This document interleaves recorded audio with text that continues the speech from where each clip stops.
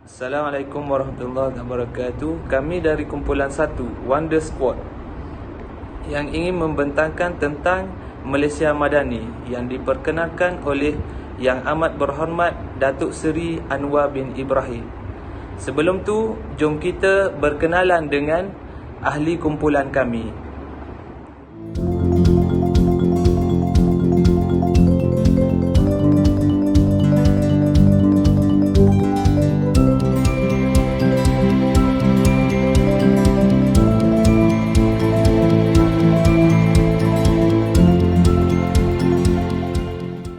Saya akan terangkan apa itu konsep Malaysia Madani.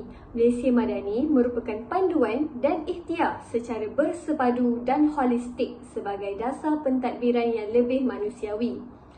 Malaysia Madani bertunjangkan sikap saling menghormati, meraihkan kepelbagaian dan menjadi medan dialog peradaban. Kerangka Malaysia Madani menjadi pemacu kewujudan masyarakat maju dan bertamadun berdasarkan ilmu pengetahuan, tradisi, khazanah dan kearifan tempatan.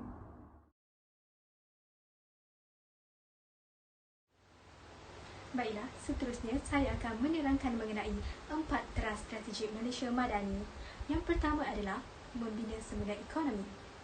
Yang kedua, menjamin kesejahteraan insan. Yang ketiga, reformasi Institut Demokrasi dan Perundangan. Dan yang terakhir sekali adalah mewujudkan pentadbiran beramanah.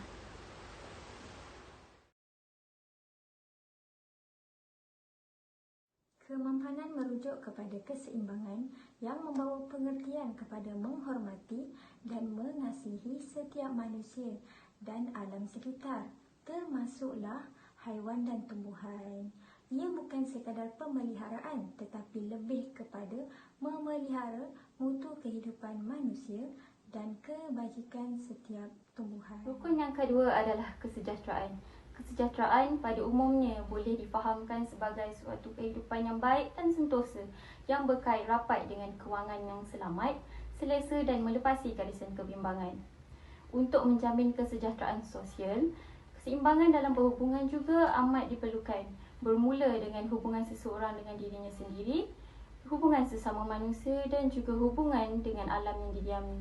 Ini pastinya dapat mewujudkan sebuah negara yang sejahtera melalui pertumbuhan ekonomi yang mampan dan seimbang dari satu sisi dan juga kesuburan amalan kerohanian di satu sisi yang lain. Baiklah, yang seterusnya ialah daya cipta. Daya cipta mengandungi beberapa konotasi, antaranya ialah yang bermaksud pembaharuan, reka cipta dan juga reka baharu.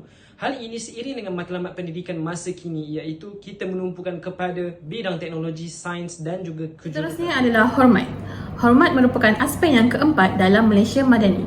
Hormat adalah satu konotasi yang bermaksud maruah manusia di mana ia dilihat sebagai asas kepada tingkah laku dan juga sebuah peradaban. Oleh itu, sikap hormat perlu diterapkan dalam masyarakat Malaysia yang berbilang bangsa supaya kita menjadi lebih harmoni. Tidak hanya sesama manusia sahaja, haiwan dan juga alam sekitar perlu kita hormati. Nilai teras yang kelima adalah nilai keyakinan. Keyakinan adalah nilai yang sangat penting untuk membina Malaysia yang lebih baik. Dengan keyakinan, kita akan lebih percaya diri dan kita juga akan mempunyai semangat kerohanian yang mana semua agama mengajak kita ke arah kebaikan.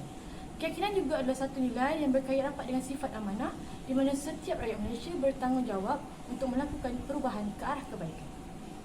Rukun keenam adalah ihsan yang sinonim dengan peduli dan belas kasihan. Demikian, mengasihani orang lain termasuklah keluarga, sahabat handai, jiran tetangga dan masyarakat secara keseluruhannya.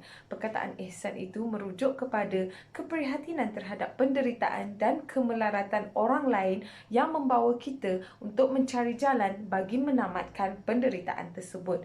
Dengan mendalami nilai ihsan, kita dapat lebih memahami kesusahan orang lain serta menghormati hak mereka. Jelaslah, Malaysia Madani sebenarnya bukan sekadar satu slogan. Ianya adalah hasil usaha kerajaan hari ini untuk mewujudkan sebuah negara yang mampan, yang sejahtera, yang berdaya cipta, menghormati kaum lain, ihsan terhadap setiap makhluk dan berkeyakinan tinggi dalam segala aspek. Keenam rukun negara Malaysia Madani ini adalah sangat penting untuk jadikan Malaysia sebuah negara yang hebat.